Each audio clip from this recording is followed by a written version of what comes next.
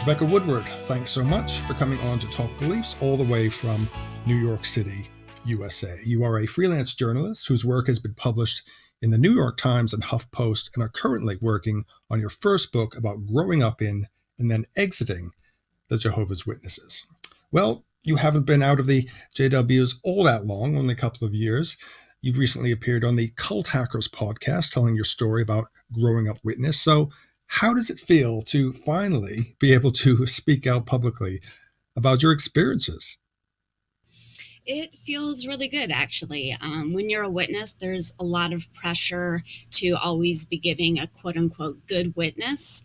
So there's a lot of pressure both to never speak negatively about the religion, to fellow witnesses, of course, but especially to people outside of the religion. They have the idea of kind of blood guiltiness, which they kind of drill into members pretty frequently. And that puts pressure on you to always be speaking positively about the religion and your experience in the religion to people outside the religion, with the thinking that if you were to speak negatively of the religion to someone, then they would be less likely to join the religion. And if they didn't join the religion, they would be killed at Armageddon as unbelievers. And so it's like if you complain about anything about the religion to someone outside and that made them not become a witness, then you would be guilty for their death at Armageddon. So that's a lot of pressure to put on people, especially kids. Well, before we get into your story, can you give us an overview of what the Jehovah's Witnesses are all about, how they began, and what they believe? Sure. So Jehovah's Witnesses kind of grew out of the Bible study movement around the turn of the century, late 19th century. It was started by Charles Taze Russell. And the movement is kind of most notable for differing from mainstream Christianity because they rejected some of the core doctrines of most Christian religions, like the Trinity doctrine, the immortality of the soul, and the teaching of hellfire as a punishment for sinners after death. And pretty core to their beliefs is they believe that only 144,000 anointed Jehovah's Witnesses will go to heaven, and they will kind of help Jesus rule over the earth.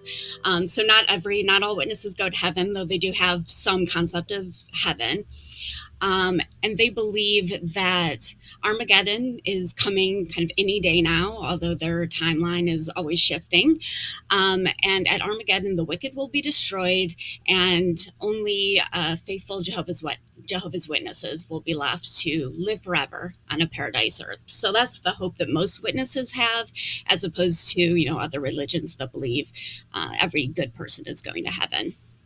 And they also believe that everyone who died before Armageddon will be resurrected in paradise, and there they will be given the opportunity to learn the true religion and decide to worship God forever or be killed by God permanently. I say their timeline for Armageddon has shifted several times. They've predicted kind of specifically dates for Armageddon, like 1925 and 1975, most notably. Although what they say now is that we can't know when Armageddon will come, and the idea is that we are living in the last days, and Armageddon could come kind of any moment, although they depend a lot on the signs of the end in Matthew 24 to kind of determine what to look for to know when the end is coming. Of course, those signs are pretty broad, so they apply to pretty much any moment in human history. So the reason that they think that we live in the last days is that they've determined that 1914 was the beginning of the last days, and that was when Jesus returned invisibly in heaven. And they believe we can get into it more, but that's kind of using some math based on the prophecies from Daniel and Isaiah to calculate a time from the fall of Jerusalem. It's very complicated. Even regular witnesses, most can't explain it. But they believe that we're in the last days, and that the generation of anointed Jehovah's Witnesses that were alive in 1914 when Jesus returned will not die before Armageddon comes, which if you do the math, Armageddon should have come by now. So we can talk more about how they've redefined the word generation. But most people who know witnesses, their familiarity with witnesses are that they preach door to door, that they don't accept blood transfusions, they don't celebrate holidays or birthdays, they don't get involved in politics or the military, and they're very insular. So they don't, or at least they're instructed not to form close relationships with non-witnesses, and that can even include non-witness family. They're kind of discouraged from being too close to people who aren't believers, and they don't really consider themselves to be part of like a religious community. They believe all other religions are false religion and they should be separate. So they don't take part in any kind of interfaith services or kind of participate in any way with other religions that are around them in their communities. They also don't do charitable work because they believe that their door-to-door preaching, if they convert someone, that person is going to survive Armageddon and live forever. So they believe that the preaching work is the most important kind of charitable work that they could be doing. So they don't devote like time or resources to trying to fix things in this world, fix problems in this world, when they believe that the solution to all of the world's ills is Armageddon and a paradise earth following Armageddon. And perhaps one of the most important features is that their insularity includes a practice of disfellowshipping and shunning fellow believers who kind of violate their moral guidelines in some way and are not repentant. They rely on a group of 3 elders to kind of determine repentance. So you can't just say, I'm sorry, and you're okay. They kind of determine for you whether they think you're adequately repentant. And they also do shun people who leave the organization voluntarily just because they don't believe. Okay, let's get into your JW story. Rebecca, can you tell us about your early days and when the witnesses first came knocking at your family's door? Sure. I was a 3rd-generation witness, so the witnesses actually came knocking at my grandparents' door. So both sides of my family, my grandparents were the first to join. I think all of them joined like shortly after they were married and had their first kid. So I can't really say that I chose the religion or that my parents chose the religion, because the pressure for parents to make sure that their children stay in the religion is really strong. So my parents weren't converted. They didn't really choose it, but they are very devout. I do think that the religion is a lot different than when my family originally joined in the early 1950s, which I think is important to note. In the 1950s, like early 1950s, when my grandparents joined, I think witnesses seemed a little bit more progressive than some of the other religious groups around them. At least some of my grandparents were Catholic, and they felt that the Catholic religion was a little oppressive. And I think to them, the witnesses seemed like a more welcoming environment, more maybe even like empowering environment, because the witnesses at the time, at least by 1950, definitely by the 1960s, but I believe already in the 1950s, they were preaching racial equality. I think if you go back further in the organization, I don't know that they always, had a great record on racial equality. So, but by the 1950s, I think they were really preaching racial equality and really the equality of all people, including people from poorer backgrounds, which my grandparents were. So I think they found that appealing. So I think at the time, it seemed much more progressive than it really is now. I think my dad's parents, they all lived in Detroit around 1950s and 60s when there was a lot of racial unrest. So I believe like around 1968 when there were race riots in Detroit, one of my pairs of grandparents, I think they took in a Black family in their hall and let them stay in in their home, and faced a lot of, really kind of like violent threats and backlash from some of their racist neighbors. And my grandpa likes to tell a story of how he could like calm down a racist mob by just giving them a sermon from the porch. And then kind of going back to 1975, my grandparents and parents really bought into the idea that that was going to be Armageddon. So my grandparents wanted to kind of do all that they could in their religion before 1975. So they sold everything. They moved to Kentucky to serve, quote unquote, where the need is greater, where there were few witnesses and the congregations there needed support. And those grandparents, like, they got to the hall there and realized that the halls there were still segregated, which, like I said, the religion was preaching racial equality. I think it was more a situation where they were so segregated in every aspect of life. It was just kind of like second nature that they sat segregated in the hall. So my grandpa made it his mission to kind of to mix that up. So he said he would, at every meeting, he would, ask a Black member of the congregation to come sit with their family, to just kind of set an example for, integrating the congregation.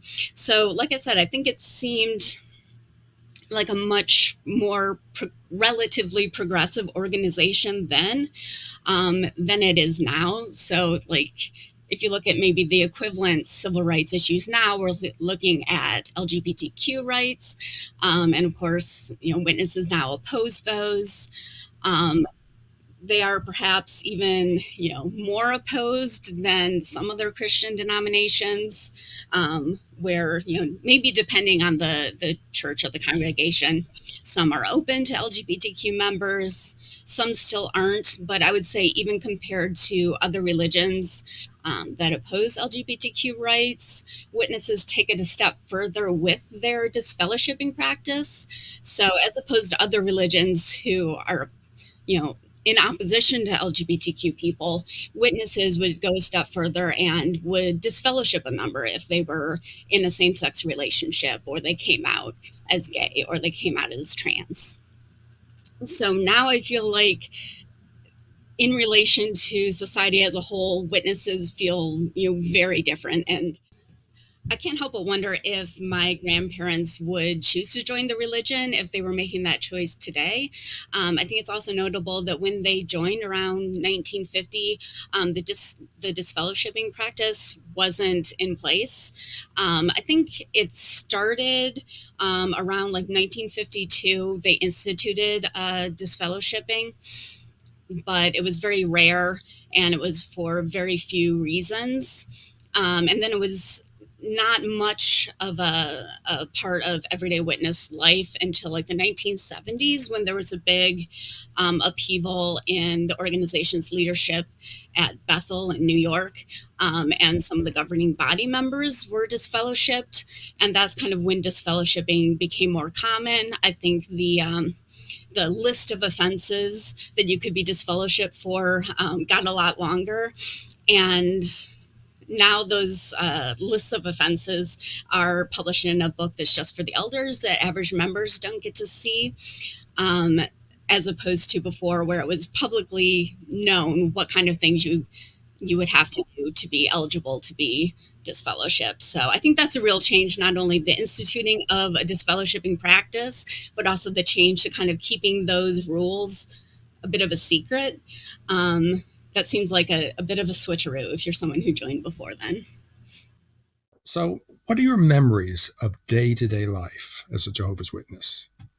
Well, it felt like rules, rules, rules. It felt like everything that I wanted to do, I couldn't do because it was against my religion. It felt like anything could be wrong if you thought about it long enough, which was, really hard for a young person, especially someone who is more creatively minded. You could come up with something wrong with being in a play or writing a story. So I found that really frustrating. And I made a connection at a young age. about all these kind of arbitrary rules that the religion makes, and the story of Jesus and the Pharisees, which witnesses use to criticize other religions for having man-made rules, while at the same time kind of saying that their man-made rules are not actually man-made rules because they are the one true religion, and those rules therefore come from God. So that was always really frustrating. And I think I saw that kind of absurdity from a young age, but it's so unthinkable to leave that I couldn't really question the religion. And I did believe parts of it. I mean, the hope of a paradise earth where you can live forever sounds nice. So I thought, kind of foolishly, that I would be able to prove that these rules were ridiculous and unnecessary by showing that I could continue to be, a good, faithful witness, even if I joined drama club or went to college or, had a career or was just more reasonable in the way that I looked at doctrine and how I wanted to apply that in my life. But of course, in a high control religion, I mean, obedience is the point. So that wasn't going to fly. Well, you went to all the meetings, followed all the rules. Your family and fellow JWs were happy with your progress and considered you to be a good witness. But all that changed when you began to pursue activities outside of the church. Isn't that right? Yeah, I would say it started to change when I wanted to join drama club in high school. So the organization is really opposed to extracurriculars of any kind. So like school sports, any kind of clubs, partly because that would be a situation where you would be spending more time with non-believers than you technically have to. So from a standpoint of their insularity, they kind of want you to have less contact with outsiders in that way. And then they also, when all else fails, if they want to discourage something, they say it's taking time away from the time you could be spending, serving Jehovah, whether it's studying the Bible, whether it's going door to door. So they really are down on any kind of extracurriculars, which is difficult for a young person who wants to pursue outside interests. So I think that was when people started to no longer see me as like the perfect witness girl with a promising future in their religion. But I mean, it was always assumed that I wouldn't go to college because witnesses heavily discourage college. I would say they've gotten better about it in recent years in the United States, kind of, if only because the job market is such that it has gotten harder and harder to support yourself without some sort of secondary education. So they have, in some areas, eased up on that a little bit. But it was always assumed that I wouldn't go to college, so I wasn't, really dedicated to schoolwork. There just kind of wasn't a point if you weren't trying to go to college. It's like, well, I did my homework, I passed, I'm getting the degree. I'm getting the diploma, it doesn't matter. But when it got to time to start thinking about what I was going to be doing after graduation, I mean, I just, had no idea about what I wanted to do that wasn't like kind of depressing. Like, I didn't want to be like a receptionist forever. It would be fine for a little while. But knew I wanted to do something more. And witnesses will kind of encourage younger people to go into trades, things that they can get a shorter education for, but also because for all of their building projects, they use volunteer labor from witnesses. So obviously it benefits them to have a lot of people who are skilled in building trades. As they like to say in a lot of their convention parts, we won't need doctors and lawyers in paradise, but we will need plumbers and carpenters. And my dad and most of his family were bricklayers, and that's like a solid job for them. They have a pension, that was okay. But I didn't see myself going into construction. There weren't a lot of other options for someone who doesn't feel cut out for hard physical labor. So even though it was heavily discouraged, I ended up going to community college for a while and then transferring to a four-year university. And I kind of went part-time because my parents, weren't going to bankroll the education. They didn't really agree with me getting a college education, but they also didn't, fight it very hard. So as long as I lived at home and I worked and went mostly part-time to my classes, and of course kept going to all meetings, kept going door to door, and meeting all of those requirements. Yeah, I was able to pull it off. It was exhausting. I definitely could have gotten a better education under different circumstances, but I got a degree. And I will say that I was pretty fortunate that I lived in an area where it was a little bit more acceptable to get a college degree.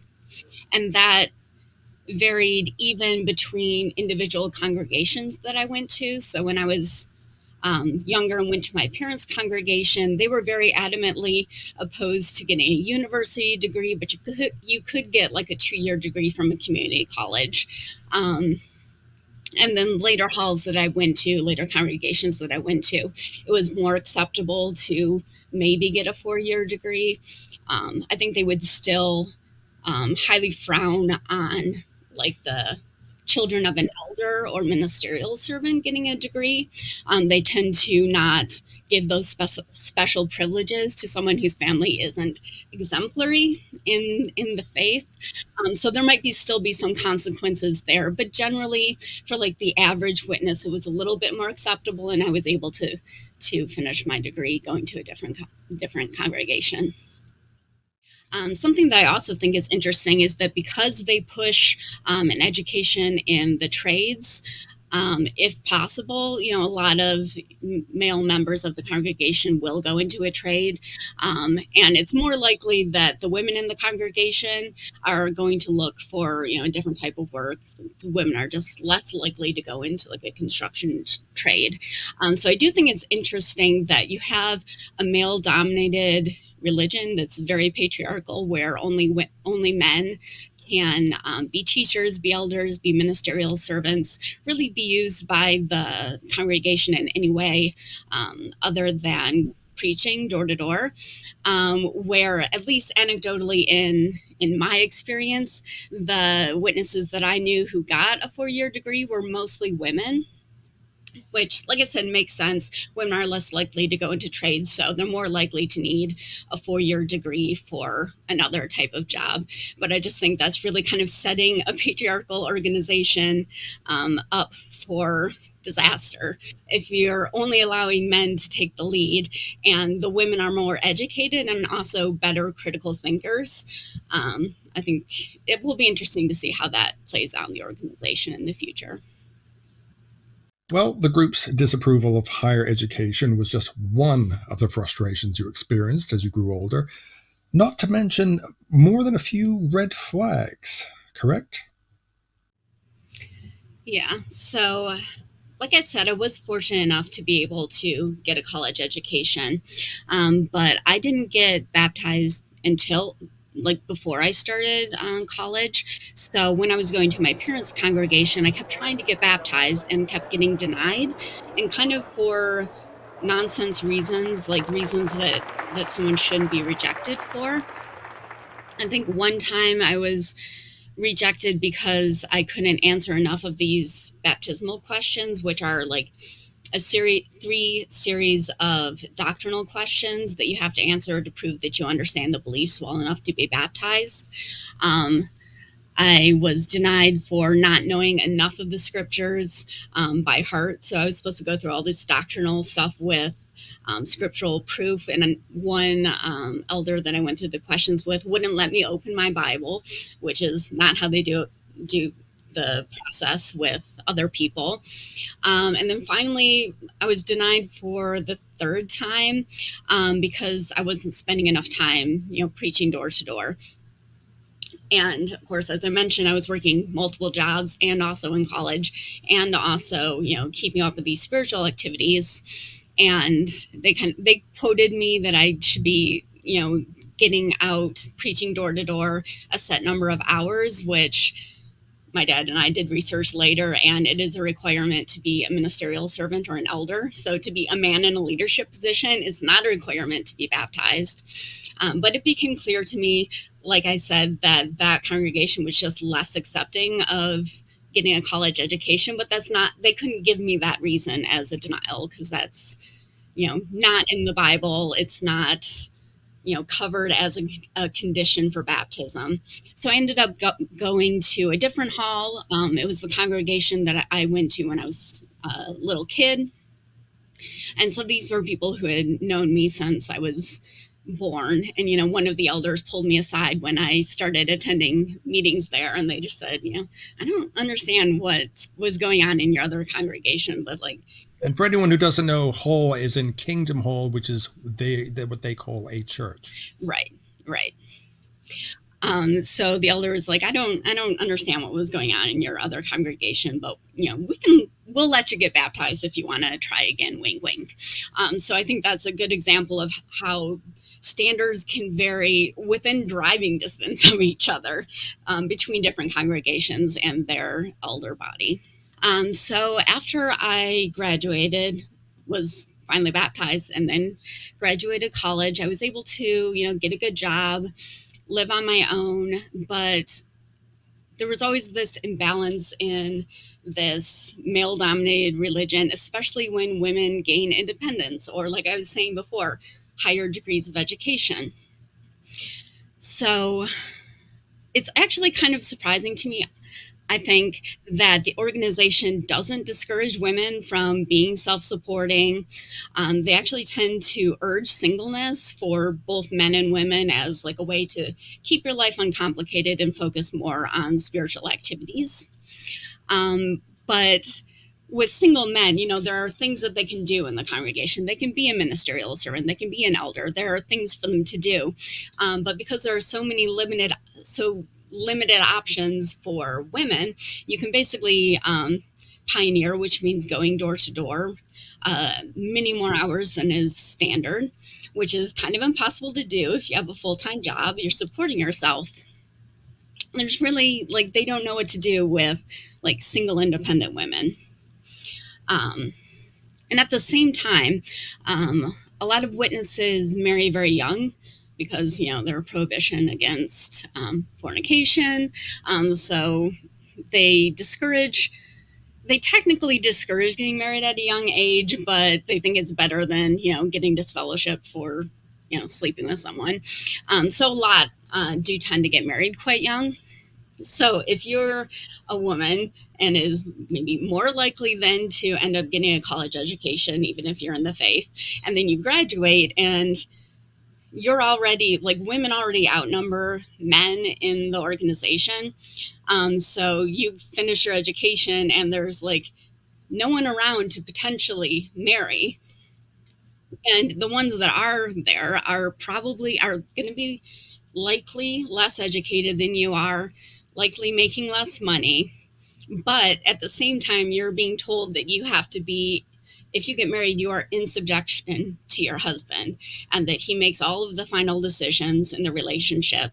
And it's a real disconnect between the kind of patriarchal structure that they want to impose and like how that's actually playing out amongst members. So it can be really frustrating if you get a college degree and you're like, okay, now I'm going to just have my job and I'm going to get married and I'm going to do kind of more of the traditional life stuff that people in this religion do. And all of a sudden you're getting rejected by a bunch of guys who are like less educated than you are, don't make as much money because they're outnumbered by women and they're like chasing hot 20-year-olds. You're like, what's happening? It's a very bizarre experience. It's like a very skewed set of values that was very frustrating. And I found that difficult too, because not only do they not know what to do with single women, like in the congregation, they don't really know what to do with single women socially either. So you're really kind of on the outside in a lot of ways.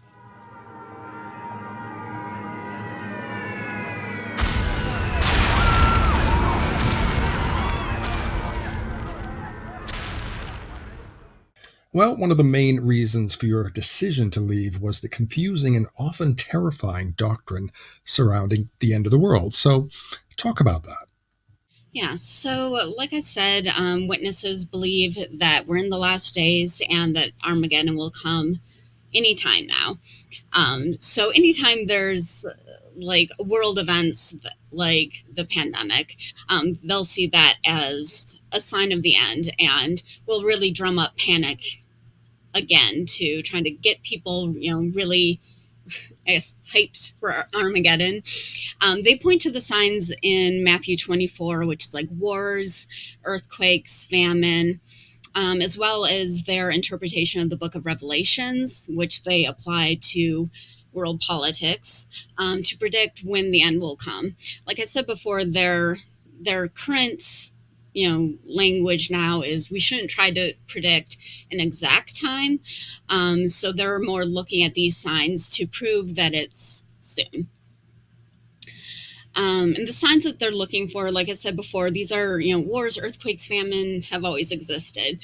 So every time there's an earthquake, someone will get excited about that as if they haven't always been happening. So it's the kind of thing that is easy to use as a guidepost because it's never wrong, but it's also never exactly right, and then it's never outstandingly different. Than any other time in history. So it's frustrating to have gone through decades of that. Every time something happens, 9/11, pandemic, everything is like a sign that the end is coming now, and everyone panics and gets all excited, and then the world just continues on. Like I said, when my parents were young, witnesses were predicting that the end would come in 1975, and that was based again on their belief that Jesus returned to Earth in 1914, and that the generation of anointed Jehovah's Witnesses that were alive when Jesus returned would not pass away before Armageddon would come. So based on their understanding that any anointed Jehovah's Witness who was alive in 1914, like at least some of them had to still be alive when Armageddon came, they kind of calculated that it must be like around 1975 seems like a likely time. So like I was saying, my grandparents took that very seriously. They, sold all of their belongings and dedicated themselves to preaching before 1975, and then it passed. Nothing happened. A lot of people, a lot of witnesses left shortly after 1975. I think there was a pretty big influx of numbers before then, and then when it didn't happen, I think a lot of people were discouraged and left. So that was a really difficult time for the organization. And that's why they started discouraging, speculating about when the end would come. So the events unfolding around us are making clearer than ever that we're living in the final part of the last days, undoubtedly the final part of the final part of the last days, shortly before the last day of the last days. So there were a lot of things about the religion that I didn't like, but because they have this, teaching that Armageddon is any day now, it makes people really afraid to question, because what if they are not participating in the religion, or they're doing something wrong when Armageddon comes and they'll die. So there's a lot of fear around Armageddon. You don't want to be, not at your spiritual height when Armageddon comes. But the things that I didn't like kind of been adding up since I was a child, but especially as the governing body became more prominent, it really started to kind of pull back the curtain on this group of people that we didn't know much about before, and it really kind of exposed them as being not that smart. So when I was a kid, the governing body, they weren't doing like talks on video really. Right now they have a monthly broadcast that they do that's hosted by members of the governing body, but when I was younger, we barely even knew their names. Like, they were not public figures at all, which made it feel like they were actually like humble leaders just trying to do the right thing for this organization. But the more they put themselves forward, they would, record and play talks or speeches by governing body members at our conventions. And they would say things that were like offensive or just like silly. And it made it really hard to see that these were like the men God has chosen to lead us all. So that really started to put some kind of cracks in the armor. The organization also started to make a lot of structural changes, I would say, in like the early 2000s to early 2010s, where, among other things, they created simplified versions of some of their literature, which just meant it was like written at a lower reading level and was much more basic, which at the time I was like, that might be good for some people who don't have, as much education or aren't as strong readers. But then they got rid of the regular version, and then everything was the simplified version. So it felt like you were being talked down to, like they were kind of teaching adults as if they were children. And so that was a turnoff, because I think one of the things that made me feel like the religion could be true is that they had kind of a studious approach to the Bible. And I mean, there are lots of flaws you could come up with their Bible translation, why they believe the things that they do, but at least it felt like you were digging deep into Bible prophecy and trying to understand it. So it felt deeper than it does now. And now I feel like it's all, they put out a lot of videos that are just meant to like tug at the heartstrings. They make cartoons for kids now. It just felt like the few parts of witness culture that actually did kind of started to fall away. But I, like a lot of people, I tried to accept those changes. They encouraged us to kind of trust in the changes that were being made. And again, like the organization's growth had kind of stagnated in like the US and a lot of Western countries, and was growing in other parts of the world where there's maybe less access to education. So it's like, yeah, maybe we can like sacrifice having this type of study material if something that's a little bit more simple is easier to reach new people. Like, there's plenty of reasons to kind of try to accept that. But it was kind of, a bummer, something that I didn't particularly like. But I think the real breaking point was when they changed their generation doctrine. So I mentioned before that they believed that the generation of anointed Jehovah's Witnesses alive in 1914 would, at least some of them would still be alive when Armageddon came. Obviously, like around, early 2010s, it became clear that obviously probably none of them were still alive. Even someone who was born in 1914 was probably not alive, let alone, someone who was old enough to be like anointed or consider themselves to be an anointed Jehovah's Witness. So the way that they kind of reckoned with that teaching, they came up with a doctrine of overlapping generations. So already their concept of a generation was pretty broad already. But now their concept of a generation was going to mean that anyone who was alive at the same time as anointed Christians at 1914, if their lifespans overlapped at all, those people were now also in the same generation. So now they were kind of like extending their deadline for Armageddon, where it was before, it was like if these people were born around 1914 and died, that was the end of it. Now it's like anyone who is alive if their lifespan overlapped at all, if they were alive at the same time as those people, now they had until those people died to wait for Armageddon. And I just remember, like hearing the first talk where they explained that and just rolling my eyes. I mean, internally, because you can't, disagree outright with some of that. But just rolling my eyes, like, that's not what a generation is. Like, we can see what you're doing. You're obviously just buying yourselves time. So that was maybe the doctrinal breaking point, but it would still take me a little while longer to kind of decide that enough things were wrong with the organization to kind of justify leaving. So they changed doctrine periodically. They call it New Light. So if you disagreed with that teaching, then you could make the excuses like, maybe we'll get New Light and there will be a better explanation. But so far that hasn't come. And it's also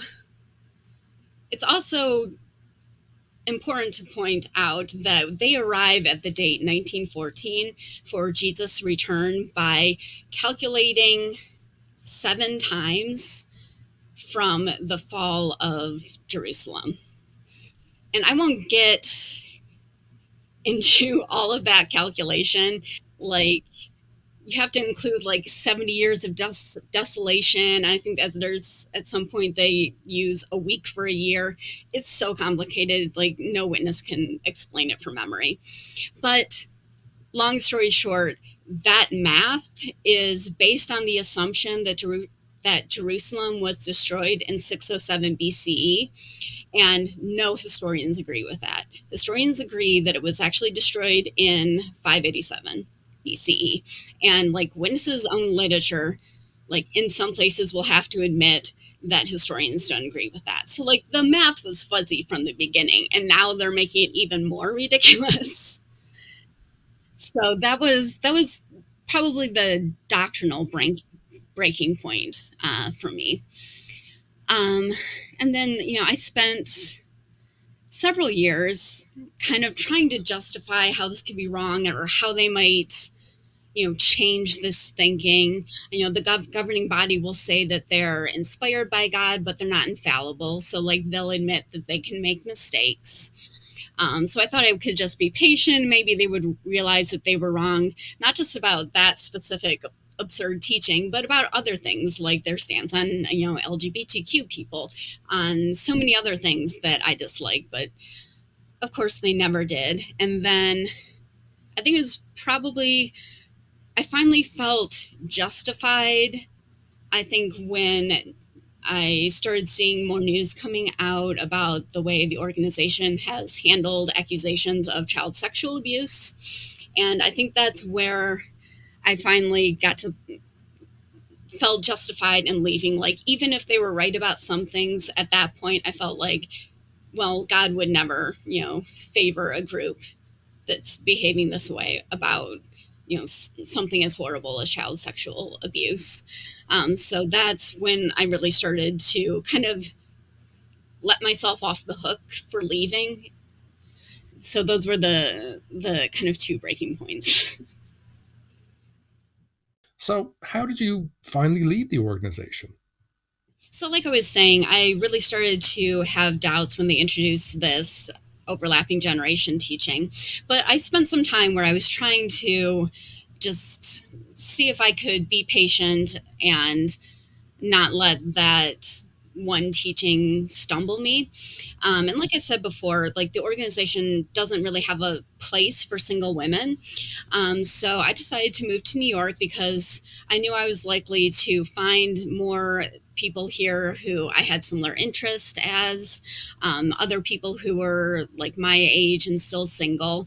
And I did. It really kept me in the faith longer, to be able to come to New York and find more people who were kind of in my situation, who were willing to say they didn't, agree with everything the organization does, but they were still going to stick with it. It felt like a much more authentic place. And I felt like I, had better friendships here, and there was just more to do for someone who wasn't, married with kids before they were 25. So that helped for a while. but there was always, a lot of tension when I would go visit back home. It felt like New York was kind of a magical place where people were a lot more reasonable and felt more comfortable. And then to go back and, experience the witness culture back home, which is, probably an experience people have going from New York to lots of other places in the States. I still felt that control, that level of patronizing. It was, very frustrating. So that was kind of, moving to New York was sort of a stopgap. And once, I found out about the organization's handling of child sexual abuse, then I kind of felt justified in, no longer attending meetings. So I stopped attending meetings. I started, dating my now partner, and was just kind of like testing out, life outside the organization, without letting people know that I'd made a decision to leave. Like, I was just testing things out when COVID hit. So that was obviously a stressful time for someone who has been raised to believe that any major event in the world is a sign of the end and that Armageddon is coming. That was challenging, but I was surprised how strong I felt in my decision, that I really wasn't rattled by the pandemic or, other disruption that was happening at the time. Because even if it did kind of feel like the world was ending, it wasn't ending the way witnesses said it would. It wasn't, we weren't seeing, religion being outlawed, and we weren't seeing witnesses going into hiding. Like, it was so different than their narrative that I was like, well, it might be the end, but it's not that end. So I was just going to kind of like wait out the pandemic, because it was such a stressful time, and try not to, have to have the difficult discussion with people in my life that I wanted to leave. But ended up, a family member found out that I was dating someone, sort of forced my hand to tell my family earlier than I would have liked. But, it was still good to just have that out in the open.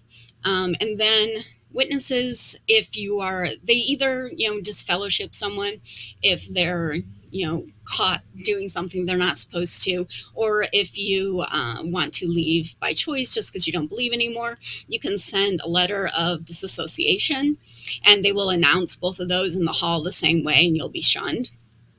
So I kind of like the idea of sending in a letter just to make my split with the organization kind of real, instead of being in a limbo of having faded out of the organization and no one really knowing where I stood. But I also didn't like the idea of like leaving on the organization's terms.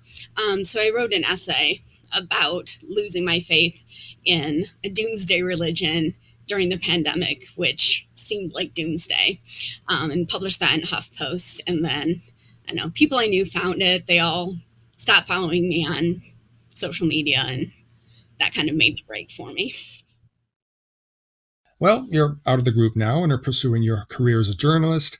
You're working on a memoir about your time as a JW. So, do you now consider yourself an activist? And what forms of activism do you think are most effective? Yeah, I don't necessarily call myself an activist, although I do think with a group like Witnesses, maybe the best type of activism you can do is just to like tell your story and be honest about it. So like I said, I'm working on a book about my years in New York and leaving the organization, and kind of the absurdity of trying to live this weird life between a high control religion and like a more independent life in a major city. And I do think that's a kind of activism. I hope that people will come away with the book with like a better understanding of just the mental gymnastics that are required when you are brought up in a group like this, and to have greater empathy for former witnesses, current witnesses, and members of other high control groups. I think some people who call themselves activists will do things like maybe just protest outside of a witness convention, or might, go up to witnesses who are standing at a cart in a park and maybe kind of harass them a little bit, or just like ask them questions that make them uncomfortable. And I really am worried about that style of activism. I worry that that's just feeding into the group's persecution complex. Like, they believe they will be persecuted, so you're just proving them right when you approach it that way. You also run the risk of making people, reinforcing their belief that the outside world is hostile to them and that outsiders will be mean to them. And thereby, you might accidentally be encouraging them to stay in the group, even if they are questioning and they might leave. So I do think, like, the best kind of activism is really based in empathy for members now and in the past. And that if you can lead with empathy, I think it's going to have much better effect on people who are still in the group, and really help them to see that there might be a better life for them on the outside. Well, it's been great talking to you today, Rebecca, and I just want to thank you for taking the time to come onto the show to talk about your experiences. I will leave links to your website and social media in the description below, and hopefully we can have you back on the show in the very near future. Sounds good. Thank you for having me. I really appreciate the opportunity to, tell the truth about experiences in these groups and, draw attention to their issues while, leading with empathy for the people who are still in them.